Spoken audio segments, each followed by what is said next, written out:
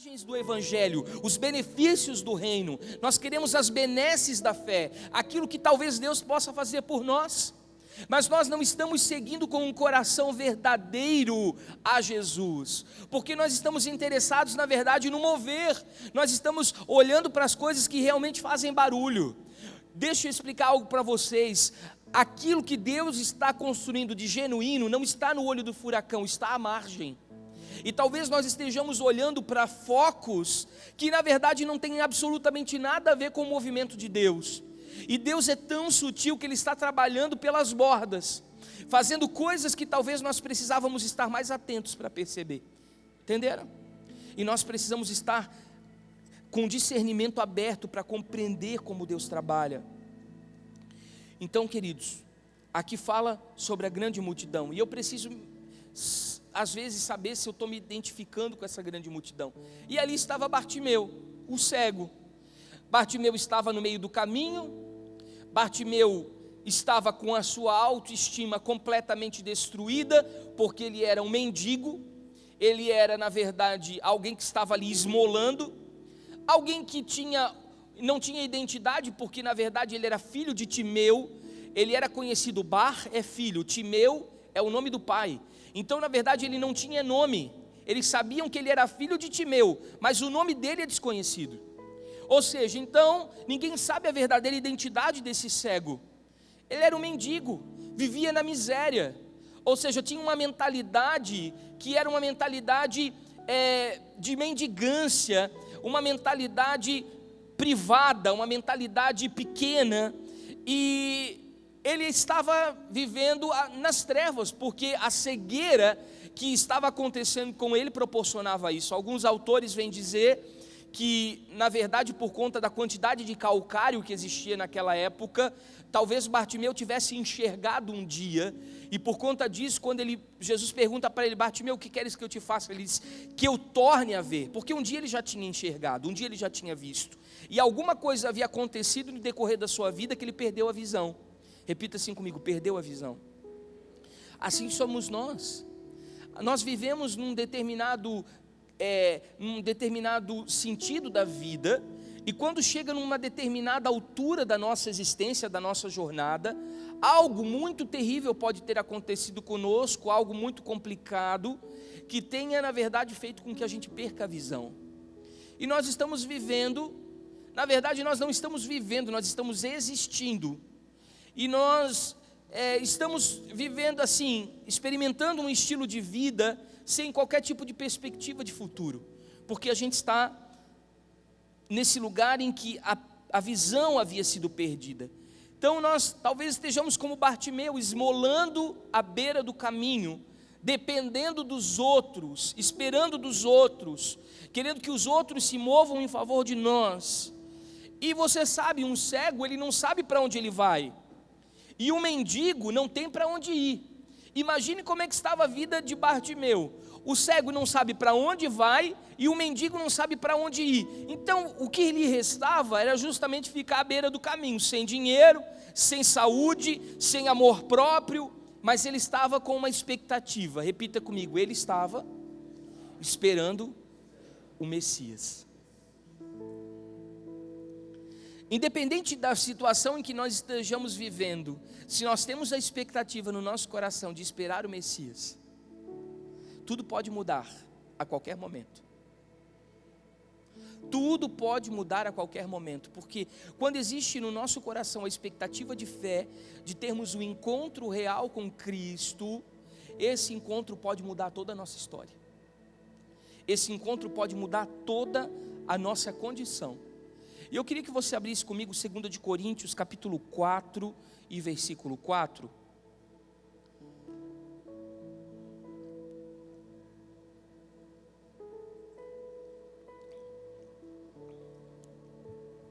Que diz assim: o Deus, com letra minúscula, obviamente, desse século, cegou o entendimento dos incrédulos, para que não lhes resplandeça a luz do evangelho da glória de Cristo.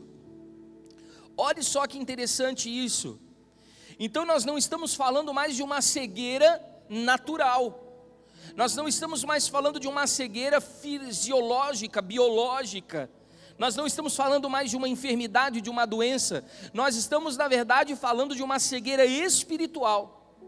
Hoje nós estamos vivendo um tempo em que o Deus desse século, ou seja, Satanás, o inimigo das nossas almas, o adversário da cruz, ele tem cegado o entendimento dos incrédulos.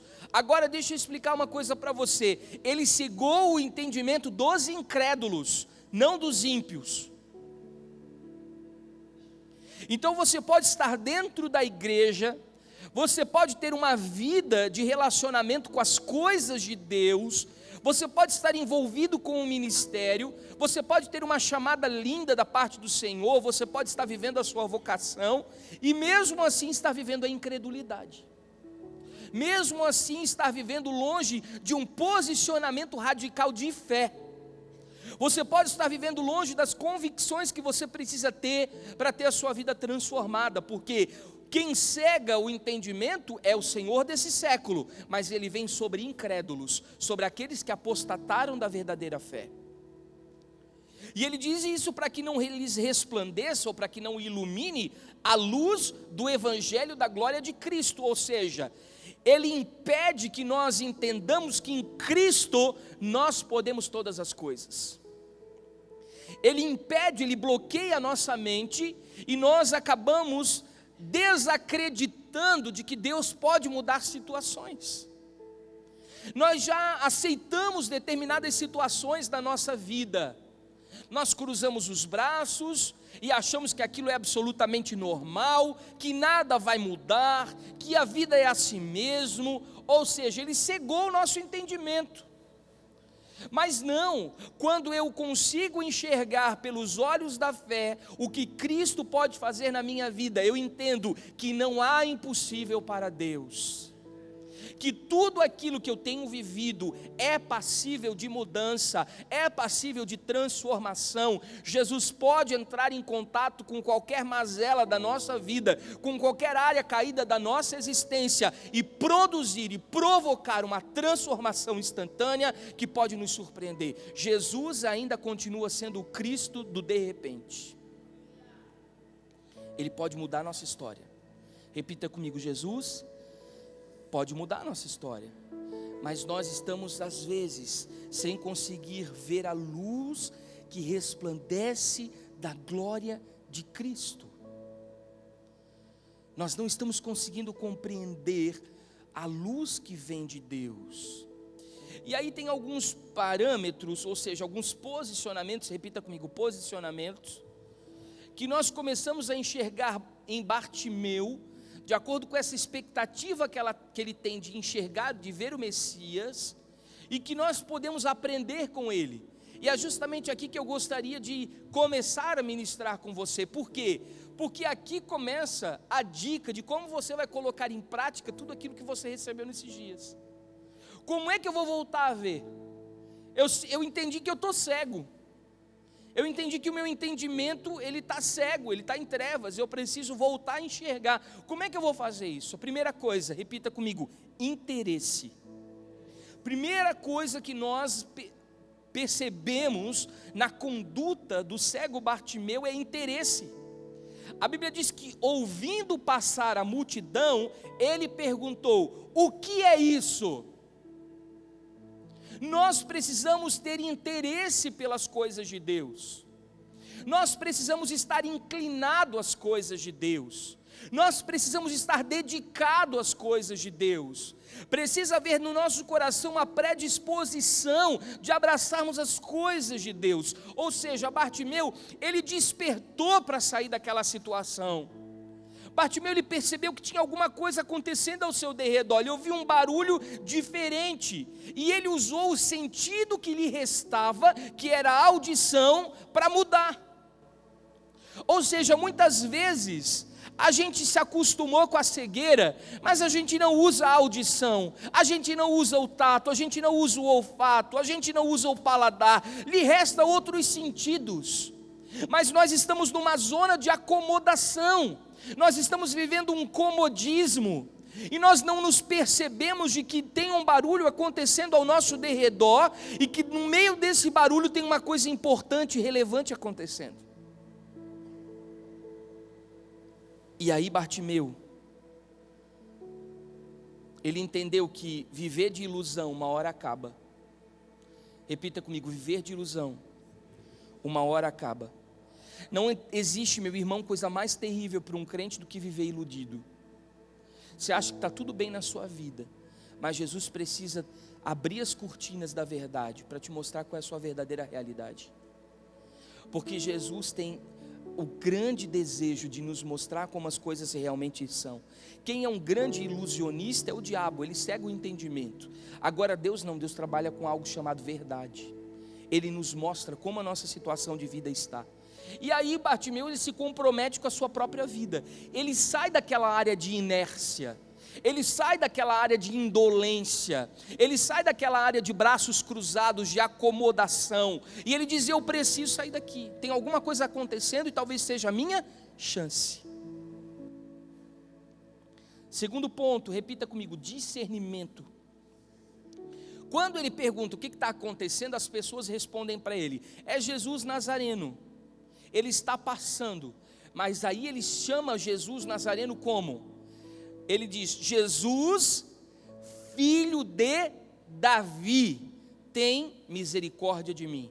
Isso é uma das coisas mais inteligentes que alguém pode fazer. Sabe por quê? Ele poderia ter dito Jesus Nazareno, Jesus de Nazaré, poderia ter dito Jesus. Não, mas ele disse Jesus, vírgula, filho de Davi.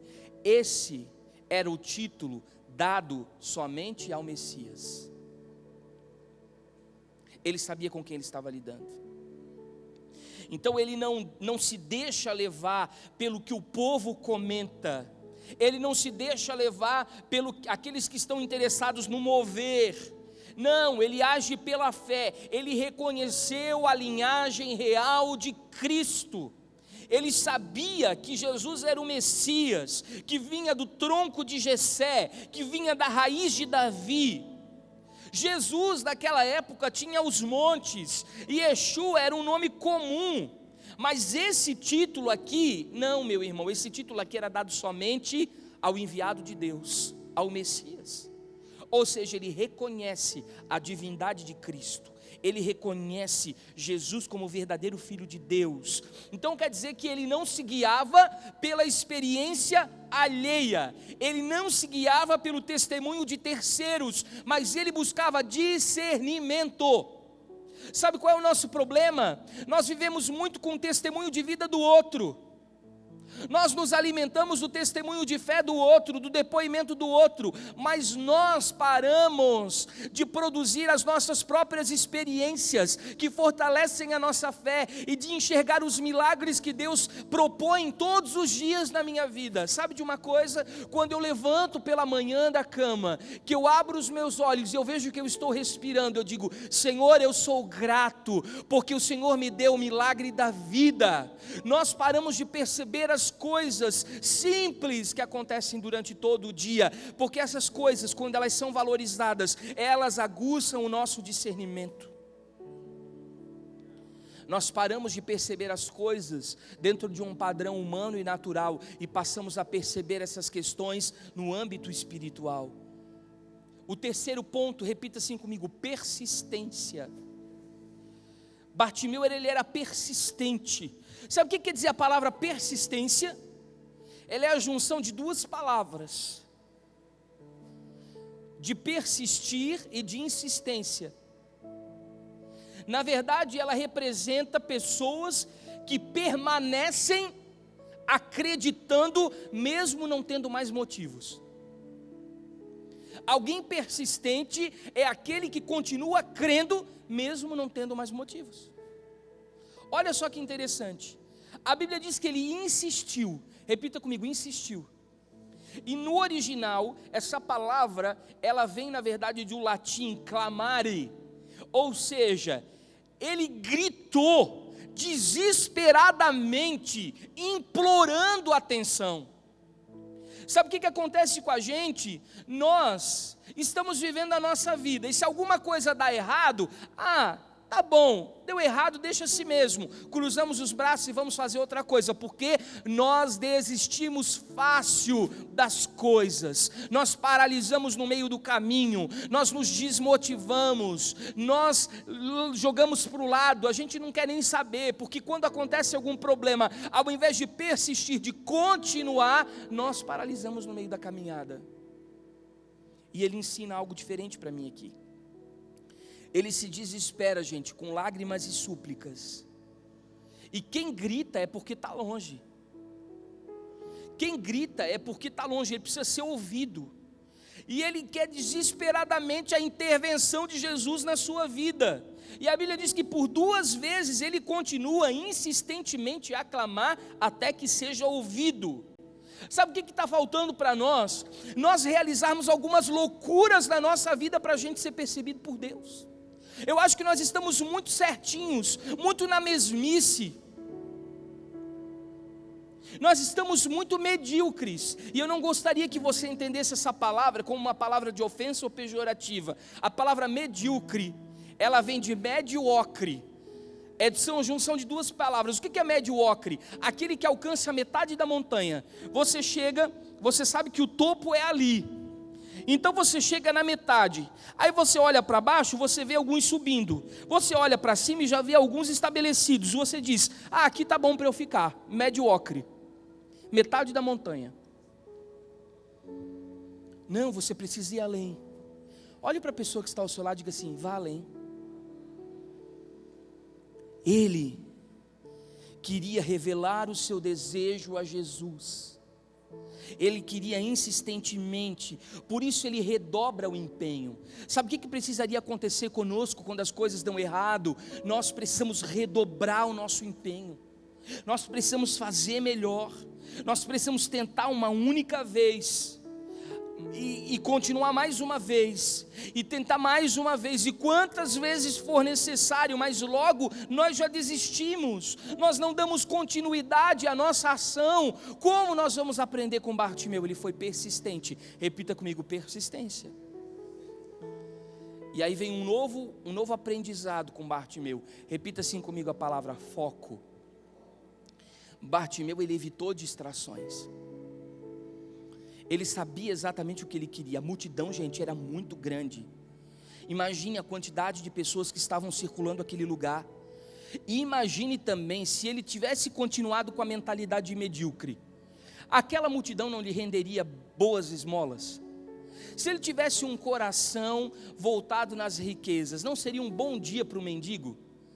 Tanta gente, comércio, todo mundo indo para a Páscoa, está com um coração generoso, que bom, todo mundo que vai passar por aqui vai me dar uma boa esmola.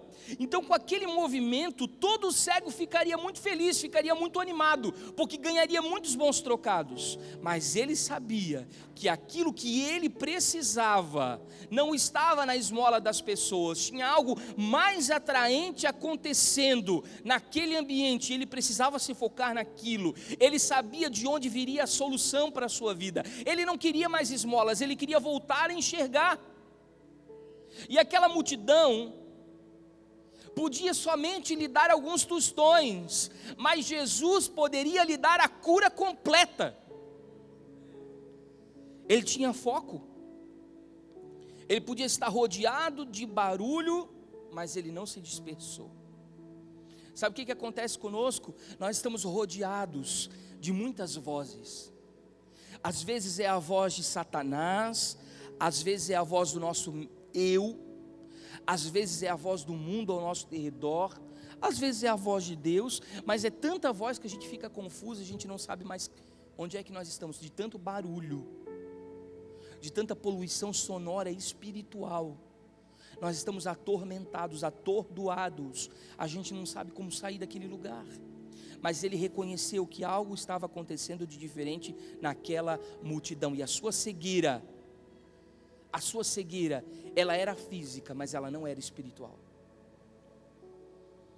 Porque talvez ele enxergasse mais do que todas aquelas outras pessoas que estavam ali, porque ele discerniu que algo diferente estava acontecendo ao seu redor. E sabe de uma coisa? Aquela multidão era totalmente contrária à sua atitude.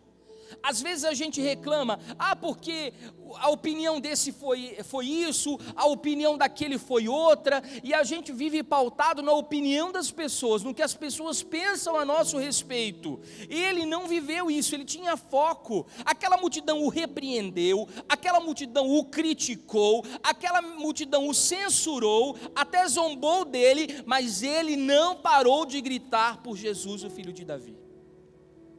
O problema é que a gente se deixa guiar por essa multidão de vozes e por essa multidão de opiniões acerca de nós mesmos, acerca da vida, e a gente fica confuso e para de acreditar naquilo que o Senhor tem.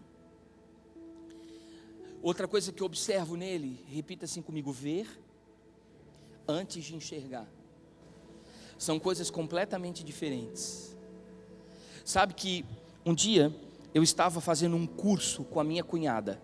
Nós trabalhávamos juntos na mesma companhia, e aí nós fomos chamados para fazer um treinamento na área de marketing e comunicação. E chamaram uma palestrante ilustre, né? E ela era, na verdade, uma sumidade no assunto, ia construir muitas coisas conosco. E aí a minha cunhada estava sentada ao meu lado, na mesma mesa, e nós estávamos prestando atenção naquela palestra. E eu comecei a perceber que a minha cunhada estava muito compenetrada na palestra. Ela nem piscava, ela estava assim com uma atenção exclusiva para aquilo que estava acontecendo. E eu comecei a dizer: olha, que bom, pelo menos ela está gostando, né? Eu poucas vezes vi a minha cunhada tão interessada em algo como eu estou vendo ela interessada nessa palestra. E de repente ela solta uma máxima para mim. Ela olha para mim e disse: meu Deus, a pele dessa mulher é maravilhosa. Sinceramente, eu achei que ela estava prestando atenção no conteúdo, não na pele da mulher. Então, às vezes, meu irmão, você está vendo, mas não está enxergando. Está diante dos seus olhos, mas você não está prestando atenção. O que acontece com Bartimeu? Ele cansou de comer poeira. Sabe aquele momento na sua vida que você cansa de viver daquela forma? Que você diz: não dá mais para mim, tem que ter algo a mais. É impossível que a vida seja só isso.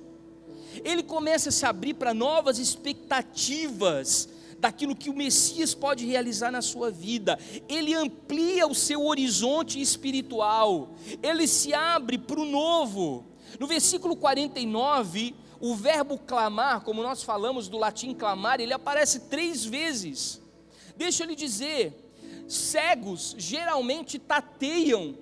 A Bíblia diz que quando ele foi chamado: vem, o mestre te chama e quer te ver. A Bíblia diz que ele saltou, que ele pulou. Imagine só o pulo que ele deu. Ele não saiu tateando. A vontade dele era tão grande de ser curado, que ele saiu da zona de conforto em que ele estava e abraçou a oportunidade que estava aparecendo, porque ele queria experimentar algo diferente. Ou seja, ele teve bom ânimo. A palavra bom ânimo significa coragem. Ele foi ousado. Ele quis mudar a sua realidade. Ele aproveitou aquela grande oportunidade. Sabe por quê, gente? Meu pai diz que cavalo encilhado não passa 2 vezes na vida da gente. Que a gente tem que aprender a aproveitar as oportunidades. Porque as oportunidades, elas têm asas. Logo elas passam e se vão. Sabe por que eu estou dizendo isso? Porque Jesus estava indo para a Páscoa, ele estava passando por aquela região de Jericó, estava indo rumo a Jerusalém, e seria a última vez que Jesus estaria passando por aquele trajeto, porque logo em seguida, Jesus foi preso, foi julgado e foi condenado à cruz, e ele não voltaria por aquele caminho. Então era a última vez que Jesus subiria a Jerusalém para a Páscoa. Então ele aproveitou aquela visitação. Sabe o que acontece com a gente? Nós estamos muito dispersos, muito distraídos, muito despercebidos. A gente vem para o culto e é mais uma reunião. Não, é um momento em que Deus pode te tocar e revolucionar a sua história. É um momento que Deus pode mudar a história da sua vida. Você precisa aproveitar todos os momentos em que Jesus está passando para fazer um milagre em você. E Bartimeu entendia isso. Outro ponto de Bartimeu, repita comigo: humildade. Ele reconheceu que precisava. Ele gritou por socorro, clamou por misericórdia, ele se quebrantou, ele apela pela compaixão de Jesus.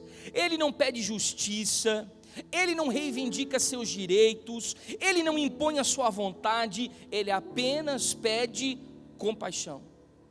Você não enxerga em Bartimeu soberba, você não enxerga prepotência, presunção, orgulho, não, ele está despojado de tudo aquilo. Deus abre uma oportunidade para ele, porque vê nele quebrantamento. Sabe, queridos, a Bíblia diz muito claramente que Deus abate o orgulhoso e ele levanta o humilde.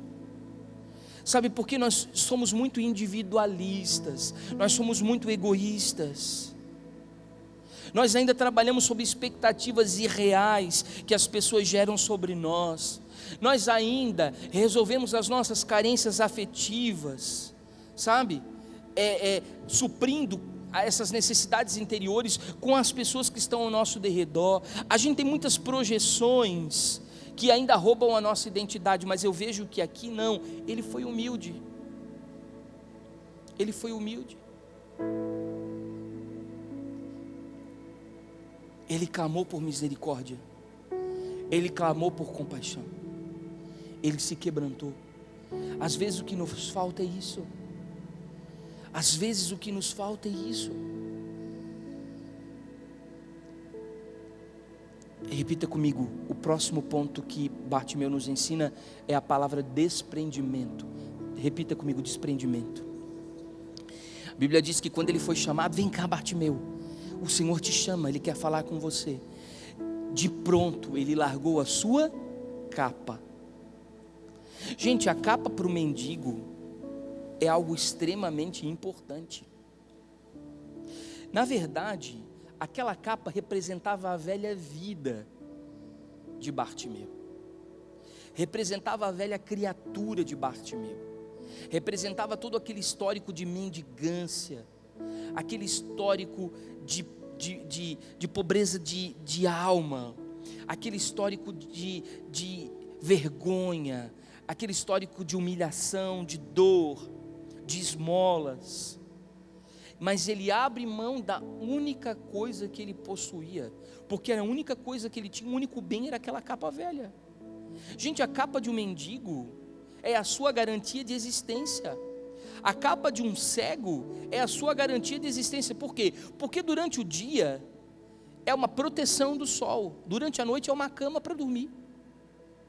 É a única coisa que ele tem, era tudo que ele tinha, era a sua segurança. E aí a vida dele se resumia naquela capa, mas ele largou. Sabe qual é o nosso problema? Nós não queremos abandonar as nossas capas, nós não queremos abandonar as nossas historinhas, nós não queremos abandonar as nossas zonas de conforto, nós não queremos abandonar as nossas estruturas, nós não queremos abandonar as coisas que para nós são, sabe, nós temos apego, são de estimação, para viver o que Deus tem, para viver uma nova proposta de vida, para se apegar no novo do Senhor. Nós ainda queremos ficar vinculados às coisas que nos dão segurança, ao invés de buscar o novo do Senhor. O outro ponto, repita assim comigo, ele pediu certo. Esse é um grande, na verdade uma grande sacada de Bartimeu. Porque às vezes nós pedimos coisas para Deus que não estão ligadas ao cumprimento do propósito. Porque nós pedimos sem saber pedir. Nós pedimos para o nosso suprimento pessoal, para a nossa carência, para as nossas necessidades, mas nós não pedimos para o Senhor suprir em nós aquilo que está condizente ao propósito. Deus não tem nenhum tipo de obrigação com as nossas frivolidades, com as nossas futilidades. Deus tem cumprimento conosco para que o propósito se cumpra. Deus tem, na verdade, prazer em nos dar coisas que estejam relacionadas ao cumprimento da sua vontade na nossa vida. Então muitos ali queriam Jesus para suprir as suas necessidades, não para cumprir um propósito. Você vê que depois de ser curado, o cego acompanha Jesus e a sua comitiva rumo a Jerusalém. Ele não fica mais parado em Jericó, ele não fica mais à margem, mas ele se levanta para cumprir agora um propósito, para seguir a sua jornada adiante. Ele podia continuar pedindo esmolas, Ele podia continuar naquele mesmo estilo de vida, mas ele pediu para ver. Ele pediu para enxergar. Quando Jesus pergunta: o que você quer que eu te faça? Ele podia dizer: Senhor, eu quero alguns tostões, eu quero algumas esmolas. O Senhor e a sua comitiva estão indo para a Páscoa. Certamente o Senhor é filho de Davi, deveria ser mais generoso. O Senhor não tem alguma coisa para me dar? Não. Ele disse: Senhor, que eu volte a ver. Então muitas vezes, sabe o que a gente faz? A gente pede bengalas emocionais para Deus, que são na verdade substitutivos, para tentar suprir uma determinada área da nossa vida. A gente só quer vir para a igreja para Deus resolver os nossos problemas, mas a gente não quer viver o propósito de verdade. A gente quer melhorar de vida, não ser transformado. A gente quer um toque superficial, raso, mas a gente não quer uma transformação real. E Jesus perguntou mesmo sabendo o que ele queria. Afinal de contas, Jesus sabia o que ele queria. Mas ele, o cego, Bartimeu, precisava verbalizar com clareza qual era o seu pedido e por que ele queria mudar a sua vida. Entendeu? Deus já sabe do que nós precisamos. Mas por que nós oramos? Por que nós apresentamos petições e súplicas? Porque Deus quer que nós venhamos verbalizar as coisas que para nós são importantes para cumprir o propósito. Então repita assim comigo: pedir certo. Muitas vezes nós não recebemos porque pedimos errado. O último ponto, objetividade. O penúltimo ponto, aliás, objetividade. Repita comigo: objetividade. Sabe o que eu vejo em Bartimeu? Prontidão. Bartimeu, ele se levanta e ele fala para Jesus. Na hora que Jesus pergunta: o que você quer que eu faça? Mestre, que eu volte a ver. De pronto ele já responde. Então aquela cegueira, talvez tenha sido, volto a dizer, provocada pela falta de higiene, por conta daquela região de excessivo calcário, mas o que eu vejo, só nessa frase aqui, eu vejo coisas lindíssimas registradas. Primeiro, que ele olha para Jesus e chama Jesus de Rabone. Ele chama Jesus de mestre, chama Jesus de mentor, chama Jesus de guia. Ele está dizendo assim: eu como cego, preciso de um guia para me levar aos lugares, porque eu tenho dificuldade de movimentar. Então agora que eu vou voltar a enxergar, eu quero que esse retorno a enxergar que aconteceu no ambiente físico também seja no ambiente espiritual. Então eu quero que você seja daqui para frente o meu mentor, o meu guia, o meu Rabone, que o Senhor me pegue pela mão e o Senhor me conduza agora por lugares onde eu posso caminhar. O Senhor passou a ser o seu guia, e ele foi direto naquilo que ele precisava: visão. Senhor, que eu torne a ver, que eu torne a ver. E ele foi restituído. Repita comigo: restituição. Ele voltou a enxergar. Sabe qual é o nosso problema da restituição? Nós nos acostumamos com algumas coisas erradas em relação à restituição. Principalmente quando nós cantávamos alguns anos atrás uma canção que dizia mais ou menos assim: restitui, me entrega de volta o que é meu. Então sempre a gente acha que restituição é Deus nos devolvendo algo que o diabo roubou. Isso é frase evangélica de efeito. Sabe quando é que Deus nos restitui algo? Quando isso está ligado à nossa dignidade. Vocês lembram do filho da viúva de Naim? O esquife estava passando, aquele funeral estava passando, Jesus para o funeral, e ele olha para aquela mulher, e ele precisa devolver a dignidade para ela, porque uma viúva sem um único filho, que era arrimo de família, ela só tinha 2 lugares na vida para ir: ou ela ia se prostituir, ou ela ia se transformar numa mendiga. Então Jesus precisava devolver a dignidade para aquela mulher, e ele ressuscita então o filho da viúva de Naim. Então Jesus restitui àquela mulher a sua dignidade. Então Jesus só vai restituir coisas na nossa vida que estejam ligadas à nossa dignidade e ao cumprimento do propósito. Então, sabe essa coisa: não, o diabo roubou, Deus vai ter que me devolver. Não, irmão, não vai não. Se isso não estiver ligado ao propósito dele na sua vida, isso não vai acontecer. E uma das coisas mais importantes, e é a última que eu gostaria de trabalhar com vocês: Bartimeu se tornou um discípulo. Repita comigo: tornar-se um discípulo.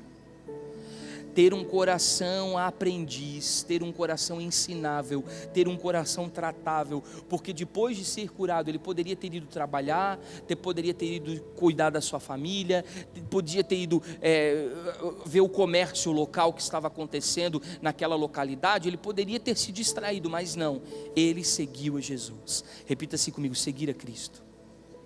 O que Bartimeu fez foi decidir continuar ao lado de Jesus. E deixa eu dizer para vocês, não apenas restituir o que havia perdido e abandoná-lo, mas gente, ele foi para Jerusalém no tempo da Páscoa, onde Jesus ia passar pelo Getsêmani, ia na verdade transpirar sangue, chorar sangue, onde Jesus ia ser preso, onde Jesus ia sofrer, mas ele estava disposto a seguir o mestre. Ele foi para Jerusalém, talvez num dos momentos mais difíceis da vida de Jesus. Sabe qual é o nosso problema? Nós somos seguidores de Jesus e discípulos somente quando as coisas estão boas, quando a nossa conta bancária está positiva, quando não tem ninguém doente na nossa família, quando está tudo em paz. Aí é muito bom servir a Jesus, aí é muito bom dizer que somos discípulos de Cristo, mas discípulos são aqueles que também se dispõem a serem mártires, a sofrerem pela causa do Evangelho, a padecerem pela causa do Evangelho, a dar sua vida pela causa do Evangelho. Fique de pé.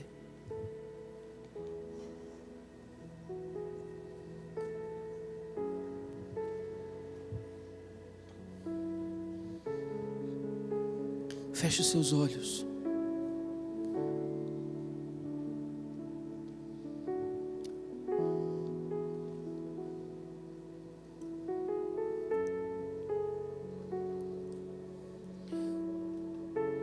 O Senhor pergunta para você nesta manhã: o que queres que eu te faça?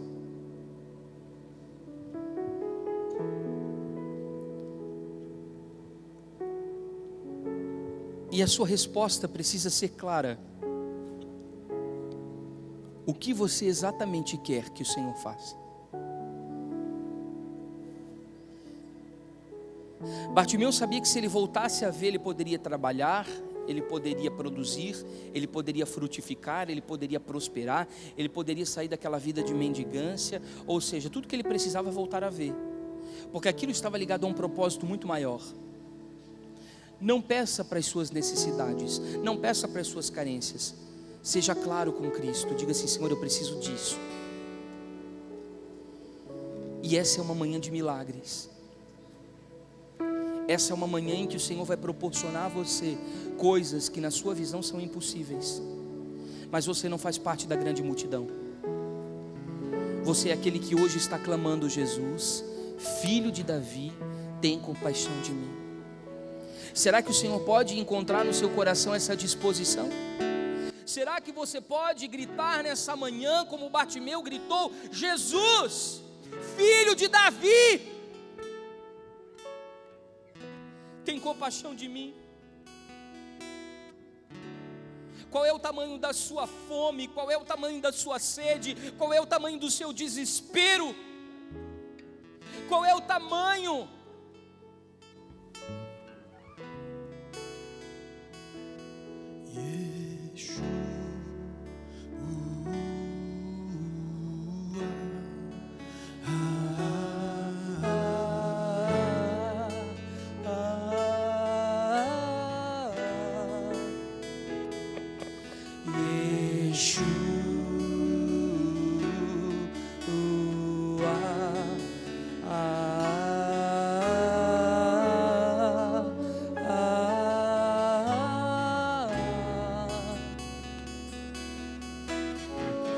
Clame por Ele nessa manhã.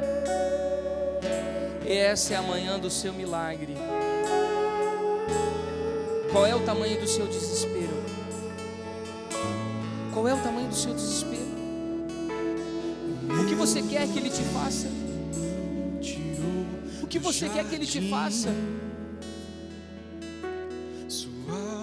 Qual é o tamanho da loucura que você está disposto a fazer para ver a sua vida transformada? Qual é o tamanho da loucura que você está pretendendo cometer para que a sua vida seja mudada? O Senhor quer ver o tamanho da sua fé.